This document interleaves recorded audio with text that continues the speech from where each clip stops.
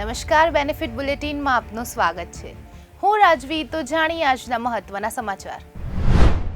સોનાના ભાવમાં સતત ઘટાડો. ત્રીજા સપ્તાહે પણ સોનું ₹670 ઘટીને ₹1,20,100 પર, ચાંદી ₹850 ઘટીને ₹1,48,275 પ્રતિ કિલો થઈ. દિવાળી પછી ખરીદી ધીમી. વૈશ્વિક તણાવમાં ઘટાડો કારણ બન્યું. સેબીએ રોકાણકારોને ચેતવણી આપી. ડિજિટલ ગોલ્ડ અથવા ઈ ગોલ્ડ પ્રોડક્ટ્સ નિયમિત નથી. આવી ઓનલાઈન સ્કીમમાં રોકાણ જોખમી હોઈ શકે. આ પ્રકારના રોકાણ પર સેબીની સુરક્ષા લાગુ નથી. ભારતમાં ઈવી સેલ્સમાં તેજી. ઓક્ટોબરમાં તમામ સેગમેન્ટમાં ઇલેક્ટ્રિક વાહનોની રિટેલ સેલ્સમાં વધારો નોંધાયો. પેસેન્જર ઈવીમાં 57.5% વૃદ્ધિ સાથે ટાટા મોટર્સ આગળ, જ્યારે કોમર્શિયલ ઈવીમાં 105%નો ઉછાળો.